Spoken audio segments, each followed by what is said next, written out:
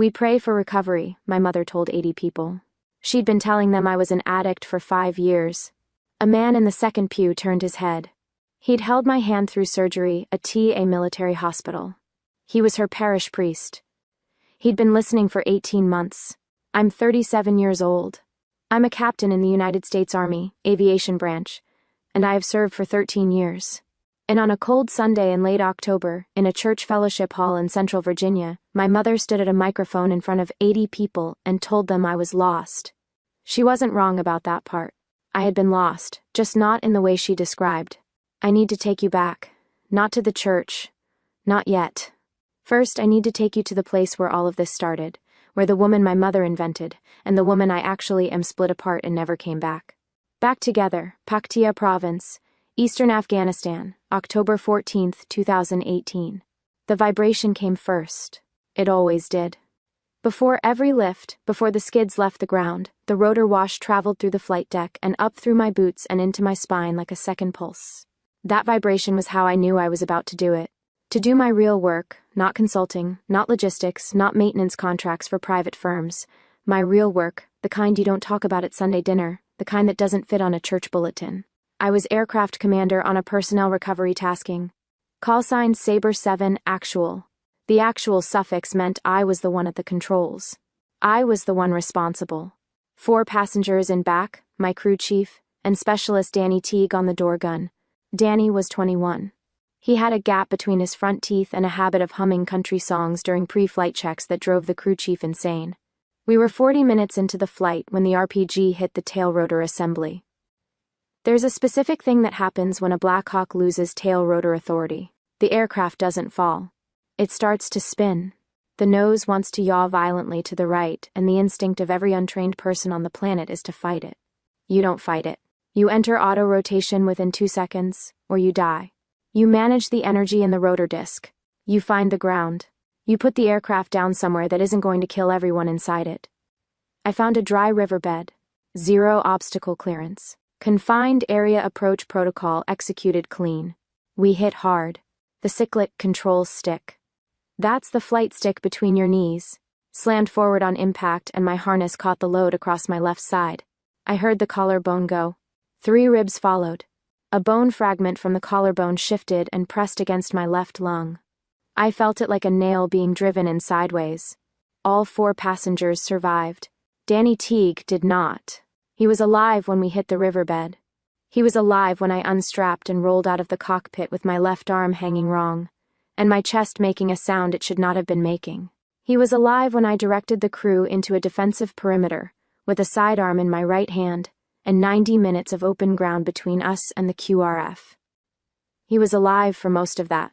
His last words were, "Tell my mom it wasn't scary." I wrote the letter to Patricia Teague in Waycross, Georgia. On a piece of cardboard I cut from an MRE box because my right hand was managing most of the work, and my left shoulder was still compromised. The handwriting was unsteady. The letters were larger than my normal hand. Slightly irregular, as if I was pressing hard to make sure the ink took. I have kept a carbon copy of that letter in a Ziploc bag in my glove compartment for 6 years. I was evacuated to Bagram's Roll 2 medical facility. They put me flat on my back under fluorescent light. The light had a specific quality. Greenish. Institutional. The kind that turned skin the color of paper. I was conscious. I was polite. I asked the chaplain on call to read Psalm 23. He held my right hand because my left was being assessed for surgery. When he finished reading, I quoted the last verse back to him from memory. Not his translation, but the one my grandmother had taught me in Georgia. The old translation. He asked me where I'd learned it. I said, my grandmother in Georgia. That was all. I didn't give him my rank. I didn't say my name was on the manifest. I called myself the pilot. He told me his name. I don't remember it from that night. I would learn it again, 6 years later, in a very different room. Within 72 hours, I was at Walter Reed Army Medical Center, surgical repair of the collarbone. 3 fractured ribs healing on their own timeline. A bone fragment removed from proximity to my left lung. I spent weeks in that building, learning how to lift my arm above my shoulder again. That is where Constance Prescott, my mother, began building her story. Not when I came home. Not when I could defend myself. while I was flat on my back in a military hospital with a drainage tube and a physical therapy schedule and no access to a personal phone during recovery hours. That is when she walked into the fellowship hall of our family's parish church and told them her daughter had been administratively discharged from the military for substance abuse. She told them I was homeless. She told them she prayed for me every Sunday. The we in her prayers was performing grief. It was not grief. It was architecture. My mother had not just forgotten me. She had replaced me with a version that was easier to explain. A woman who served, who was absent from holidays, who couldn't describe her work, who came home with scars she covered and a silence she couldn't break. That woman was an embarrassment Constance could not metabolize. She needed a story that explained the empty chair at Christmas. A story that made people reach for her hand after the service and say, "You're so strong, Constance." A story that put her at the center. A drug-addicted daughter gave her that. She told it so many times she half convinced herself. The photographs went into a box. My flight school graduation photograph. My first deployment photograph. The framed air medal citation. A photo of me standing in front of a Black Hawk with my crew. All of us squinting in Afghan sun. Constance packed them into a plastic storage bin and put them in the attic under a box of Christmas Day. The living room shelf, the one visible from the front door, kept the school pictures. One vacation photo from when I was 12. A youth choir performance. Nothing after 18. The shelf told a story. Joanna Prescott existed as a child. Then she stopped. I have not been inside that attic in 4 years. I have never asked for those photographs back. I am not sure why. I think it might be because asking would confirm that she had taken them. My father died while I was at Walter Reed. Constance did not call until after the burial. I learned about it from a nurse who noticed the change in my vitals when I checked my email. She asked if I needed a chaplain. I said no. I had already had one. When I came home, limited duty, still rebuilding, still learning what my left shoulder could and could not do. The narrative was already load-bearing. 5 years. That is how long it took to become permanent infrastructure. Sunday after Sunday. Handshake after handshake. We don't really talk about what she does. We haven't for a long time. Some children take a path you can't follow. Denial, I would learn, was her specialty. I missed Hannah's first day of 2nd grade, September 2021. I was at Fort Belvoir, completing a limited-duty administrative assignment, 1 hour and 20 minutes from her school. I did not attend because the unit was running a command readiness review, and I was not yet cleared to explain my absence without disclosing my assignment status. My neighbor, Carol Simmons, sent me a 7-second video. Hannah, in a pink backpack, standing at the school entrance door. Her head turns twice toward the parking lot. She is looking for me. She does not find me. She goes in. I have watched that video 41 times. I do not say this to anyone. My left shoulder aches in cold weather. It is a dull structural pain. The kind that reads as nothing to anyone watching, but speaks to me constantly. I have never filed a disability claim. I am not sure why. I think it might be because filing would make permanent a version of myself. I have not fully accepted. The version that was broken in a riverbed and never quite set right. Hannah once told a teacher that her mother travels for work, like an astronaut, she can't always call. That sentence is the one I cannot think about for too long. If you've ever been written off by someone who didn't know the first thing about your real life, hit that like button. Subscribe. You're not done here. The petition arrived 3 days before the christening parental fitness review, filed in the county family court by Constance Ruth Prescott, my mother, against me. The petition stated that I was an unfit parent, that I was unstable, that I was unable to provide a safe and consistent home for my 8-year-old daughter. It was supported by 2 fabricated witness statements. Rebecca Walsh, age 59, church member, Carol Hammond, age 62, Constance's closest friend in the congregation. Both women signed affidavits claiming they had personally witnessed me intoxicated at a family gathering approximately 2 years prior. 2 years prior, I was on post at Fort Belvoir. I was not at any family gathering. I have the duty log. I have the post-access records. I was nowhere near that event because there was no event to be near. I read the petition in the parking lot of a CVS at 7 in the evening. I did not move for 4 minutes. Not because I was afraid. Because I was calculating how many ways my mother had found to use my silence against me, and how precisely she had done it. She had weaponized the one thing I could not break, my cover, my orders, my inability to say where I was, what I did, why I was gone. Every classified briefing, every restricted flight corridor, every deployment I could not name, she had rewritten each absence into evidence of failure. She was not stupid. She was thorough. Hannah could be removed from my custody pending investigation. That was the language. Pending investigation. My daughter, my 8-year-old daughter who plays recreational soccer and whose favorite thing in the world is watching me make pancakes on Saturday mornings. I folded the petition. I put it in my bag. I drove home. I made Hannah dinner. I read her a chapter of her book. I checked the locks. I sat on the edge of my bed in the dark, and I did not sleep. 3 days later, I walked into a church. Late October in Central Virginia, cold, dry air, slate-colored sky, the kind of pre-winter flatness that makes everything look like a photograph of itself. The oaks outside the parish had gone amber and rust. The parking lot was full. Inside, the air was warm in a way that felt pressurized. All that heated air against cold stone walls. Chrysanthemums on the altar in yellow and white. Candles above the baptismal font throwing amber light. I sat in the back pew. I had been there for 17 minutes. The christening was for a family friend's infant. Constance was a featured elder. She had organized the reception.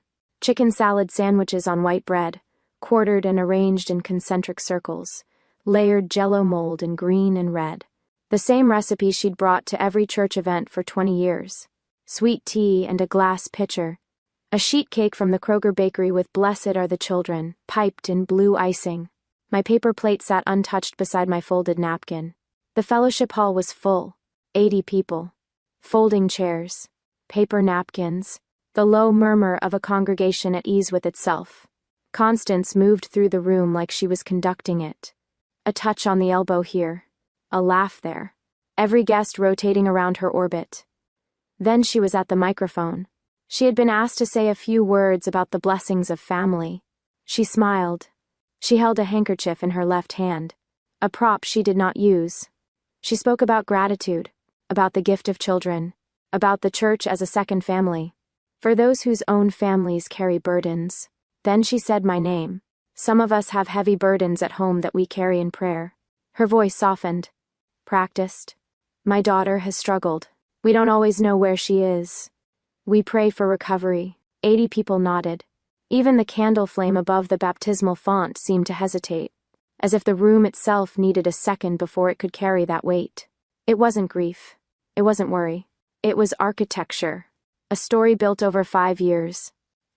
One Sunday at a time, in a building where everyone already trusted her. And then a man in the second pew turned his head. He looked past the folding chairs and the sheet cake and the sweet tea and the 80 nodding faces. He looked at the back of the fellowship hall. He looked at me. I was standing in the doorway with my coat still on. Constance followed his gaze. The room followed hers. And when my mother's eyes found mine, her expression did not shift to shame. It did not shift to surprise. It shifted to calculation. She was assessing whether the narrative survived the room. I saw it. That micro-adjustment, that clinical recalibration behind her eyes. That was not a mother seeing her daughter. That was an architect checking load-bearing walls. What they didn't know, what none of them knew, seated in those folding chairs with their sheet cake and their sweet tea, was that the man in the second pew had held my hand through something I had never described to anyone in that room. Not once. Not ever. They hadn't counted on one thing. I didn't move. My hands were flat on the pew in front of me. My eyes had already marked every exit in the building. The man in the second pew watched me do it. And something in his expression changed. 3 weeks later, I walked into a county family courtroom in Central Virginia. The room was small. Wood-paneled walls, fluorescent overhead light. The kind that buzzes at a frequency most people stop hearing after 10 minutes.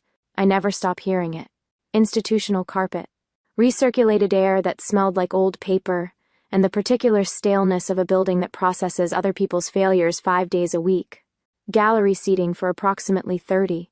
A judge's bench, 2 counsel tables, an American flag in the corner with a brass eagle on top that needed polishing.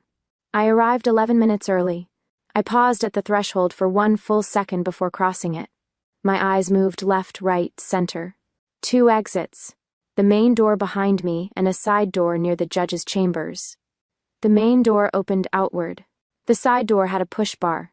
The gallery railing was oak, solid, bolted to the floor. The ceiling tiles were standard drop panel, 9 feet. The windows were sealed. I took a seat in the gallery next to my attorney, Margaret Ellis. Back to the wall, clear view of the room's entrance. I placed both hands flat on the gallery railing in front of me. Margaret was reviewing her files. She did not look up. She did not need to. Margaret Ellis was a former Army JAG officer, captain retired, and she and I shared the shorthand of people who had both worn a uniform. When I sat down, she said, "We're ready," and turned a page. That was enough. Constance was already at the opposing counsel table with her attorney, William Graves. She was wearing a navy dress with a pearl brooch. Her hair was set. Her posture was composed. She looked like a woman who had come to do a difficult but necessary thing, the rescue of a grandchild from an unfit mother.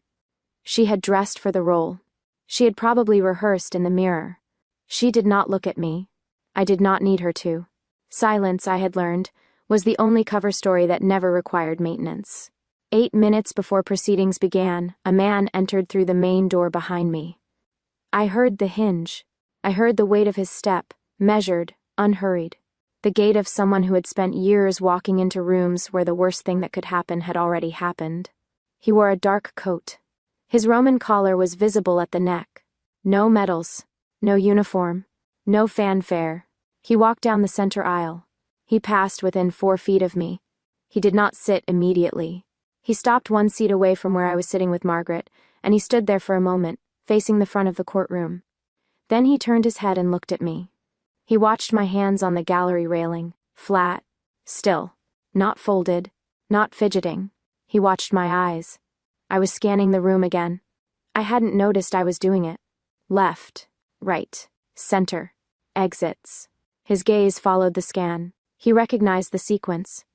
I saw the recognition move through him like a current. Not surprise, not confusion, but confirmation, something he had been waiting 18 months to verify. He leaned down. His voice was quiet.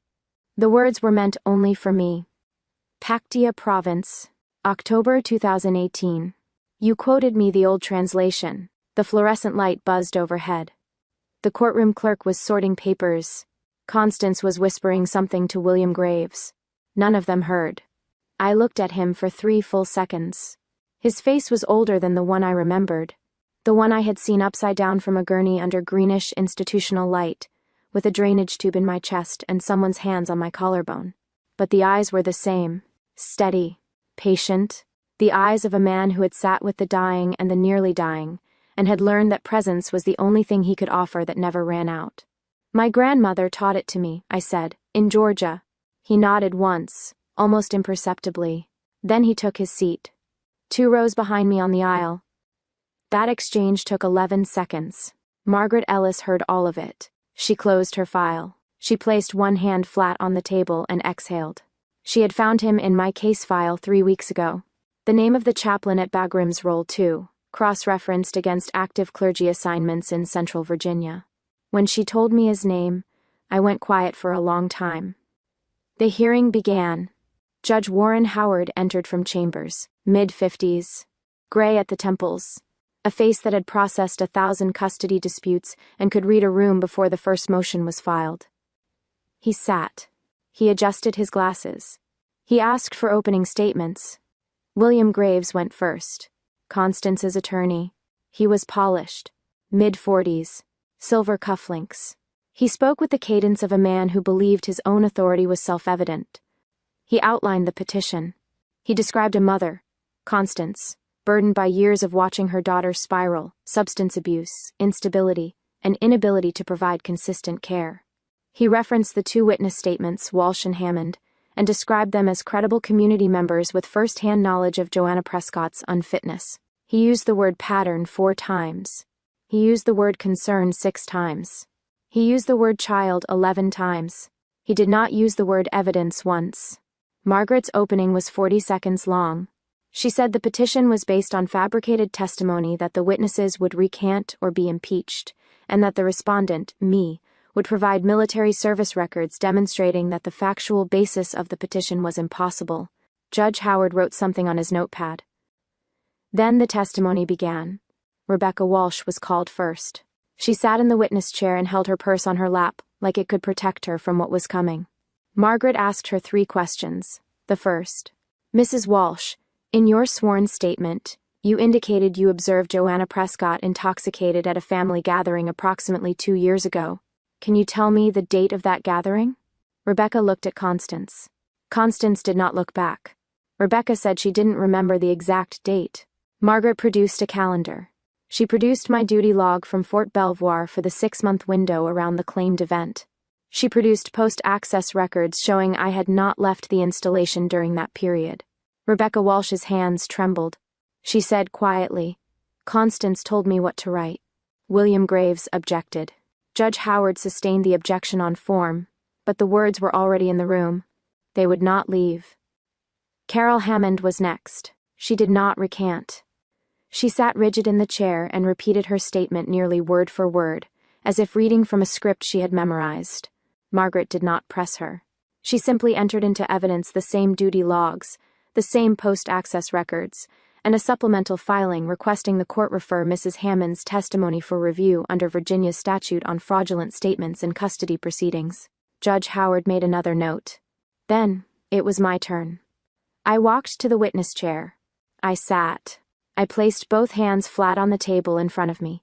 Margaret asked me to state my name and occupation. I said, Joanna Prescott, Aviation Consulting, Contract Work.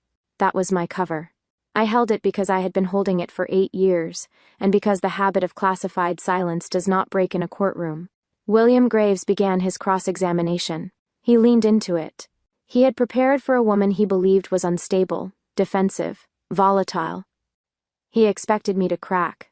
He started with the petition's language: instability, absence, lack of consistent parental presence. He asked why I had missed multiple family events. I said, work obligations. He asked what kind of work. I said, contract work, mostly logistics. He pressed harder. He referenced the Pactia crash, or what he knew of it, which was not much.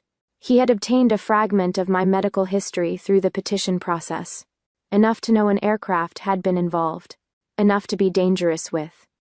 He said, the record indicates your aircraft was destroyed in an uncontrolled crash in hostile territory. He let the word uncontrolled hang in the air. He was implying pilot error. He was implying recklessness. He was implying that a woman who crashes helicopters should not raise a child. My hands stayed flat on the table. I did not look at him when I answered. The aircraft sustained tail rotor authority failure from a direct RPG strike. Auto-rotation entry was initiated within 2 seconds of failure. Confined area approach protocol was executed into a dry riverbed with 0 obstacle clearance. All 4 passengers survived. The aircraft was not set down uncontrolled. It was set down. I paused. That is the record. William Graves stopped mid-reach for his notepad. His hand stayed suspended above the table for 2 full seconds.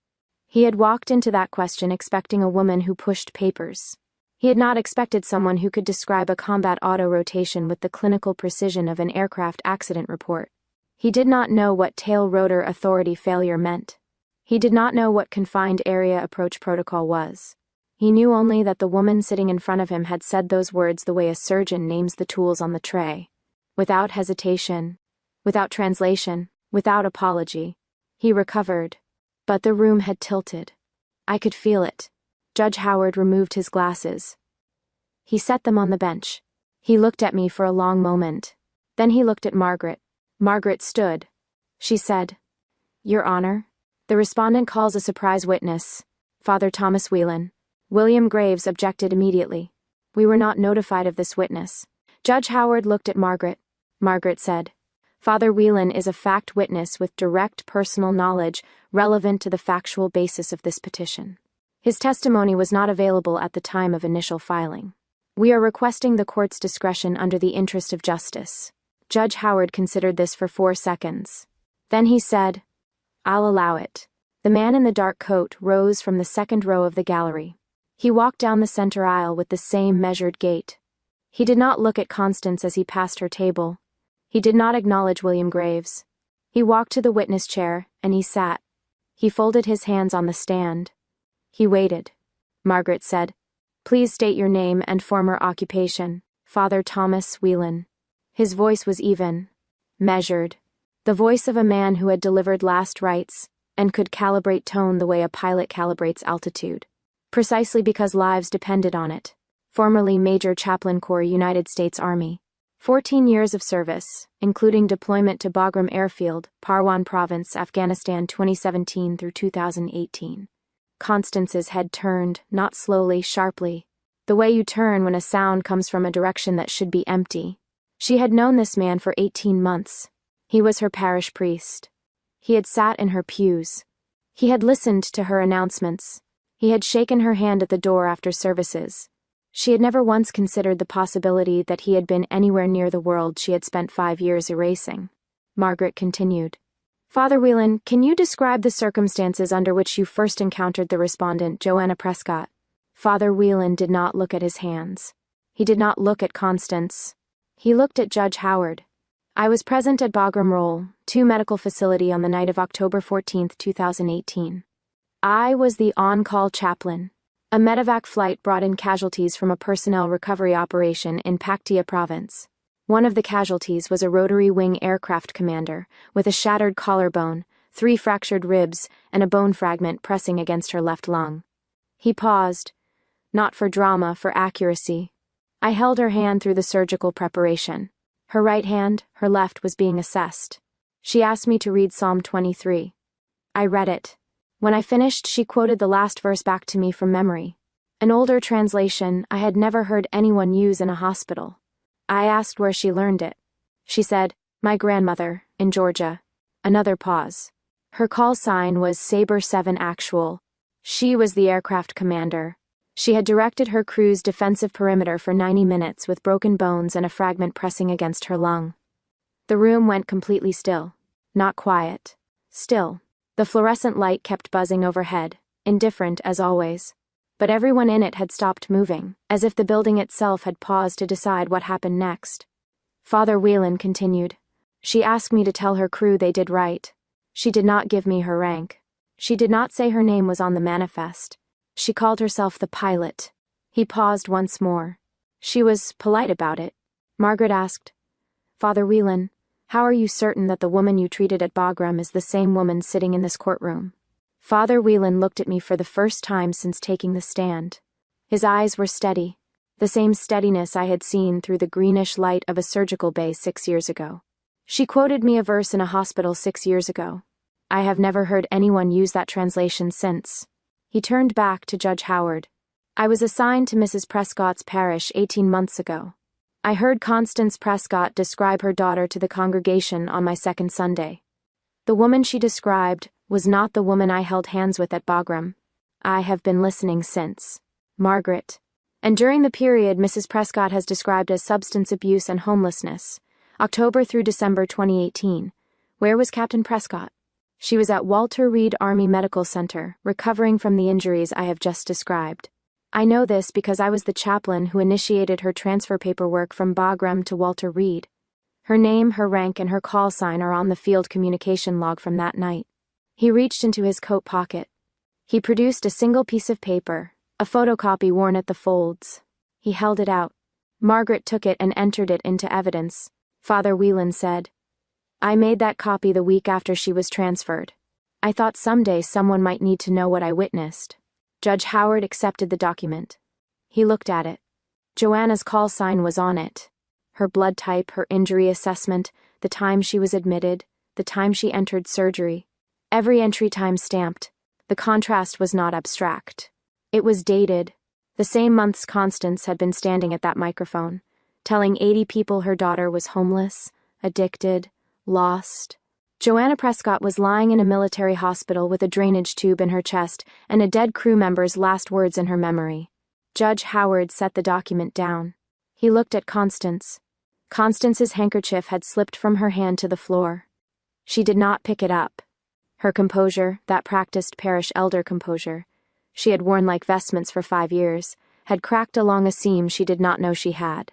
Her mouth opened. It closed. Her attorney placed a hand on her arm. She did not seem to feel it. William Graves stared at the document in the judge's hand. He did not object. He did not speak. He had walked into this courtroom to prosecute a substance-abusing dropout, and the woman at the other table had just been identified under oath by a priest, by a major, as a combat-decorated aircraft commander who had saved 4 lives in a war zone while the petitioner was filing fabricated documents from a church office he knew. The room knew. The architecture had failed. The load-bearing walls Constance had spent 5 years constructing, Sunday by Sunday, handshake by handshake. He encountered a single piece of paper with a time-stamp, and a man in a Roman collar who remembered what he held in that hospital. Father Wieland sat in the witness chair with his hands folded. He did not editorialize. He did not embellish. He had said what he saw. He had produced what he kept. That was all. Margaret looked at me. I looked at her. Something passed between us that did not require words. The short hand of 2 women who had worn the uniform. Judge Howard removed his glasses again. He set them on the bench. He looked at the courtroom. He said, "I'd like a 15-minute recess." The room exhaled.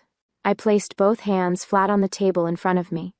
I adjusted my watch, inside the left wrist where I always wore it, the way they trained me at Rucker. The silver face caught the fluorescent light for 1 second. I did not look at Constance, not because I couldn't, because I already knew what I would see. And it was no longer my problem to carry. Margaret Ellis leaned over during the recess and said 2 words. "We're done." She meant the petition. She meant the legal scaffolding Constance had spent 3 weeks constructing and 5 years rehearsing. She meant the witness statements, the filing, the county process that had kept me awake at 2 a.m, reading custody language while my daughter slept 12 feet away. She was right. When Judge Howard returned, he did not sit immediately. He stood behind the bench for a moment, holding the photocopy Father Whelan had produced.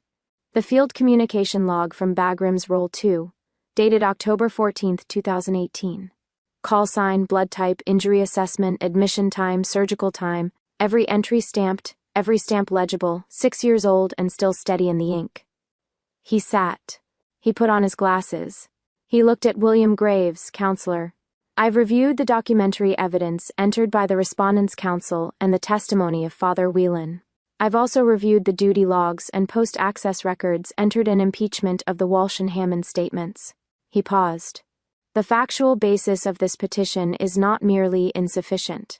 It is contradicted by time-stamped federal records. The witness statements supporting this petition describe events that did not occur during periods when the respondent was verifiably on a military installation." He turned to Constance. "Mrs. Prescott, the petition for parental fitness review is dismissed with prejudice." Constance did not move. Furthermore, Judge Howard continued, "This court is referring the matter of the Walsh and Hammond affidavits to the county prosecutor's office for review under Virginia Code Section 18.2-434. The filing of fraudulent statements in a legal proceeding. Mrs. Hammond's continued maintenance of her statement under oath compounds the court's concern." He sat down the document. He removed his glasses again and held them in one hand. "Captain Prescott." The word landed in the room like a stone dropped into still water. He had not called me that before. No one in that courtroom had. He had read it on the communication log. He had read Father Whelan's testimony, and he chose to use it now in front of everyone, including my mother. "Captain Prescott, the custody of your daughter is not and has never been in legal jeopardy from this petition. The record is clear. This matter is closed." I said, "Thank you, Your Honor." 3 words. My hands stayed flat on the table. The hearing ended.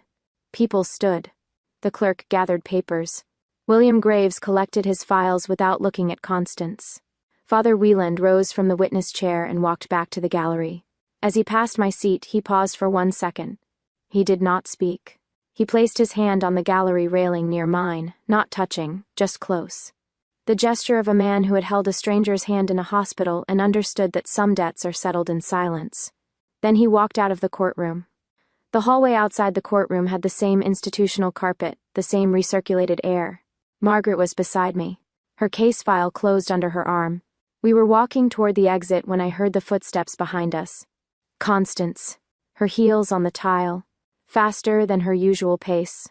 The sound of a woman who had never had to chase anyone, and did not know how to do it gracefully. "Joanna." I stopped. Margaret stopped beside me. She did not intervene. She knew this part was mine. You never told me what you were. I turned. My mother was standing 6 feet away. The pearl brooch was still pinned to her navy dress. Her handkerchief was gone, left on the courtroom floor, I assumed, where she had dropped it. Her eyes were wet, not from grief, from exposure. The look of a woman who had been standing behind a wall for 5 years and someone had just removed it. I didn't. I thought. She never said where she was. Her voice broke. She did not finish the sentence. No one in the hallway moved to help her. I looked at her for a long moment. I did not raise my voice. I adjusted my watch. You built that story while I was in a hospital. You put my daughter's custody into question to protect something you invented. I stopped. I couldn't explain where I was. I couldn't call you from the room I was in. I couldn't bring you into that world. You knew that. And you used it. Constance opened her mouth. You didn't ask, I said. Not once in 13 years. I said it the way I read back a clearance. Accurate, confirmed, closed. I'm not asking for anything from you. I stopped doing that. I turned and walked out of the courthouse with Margaret Ellis. The door was heavy. It opened outward.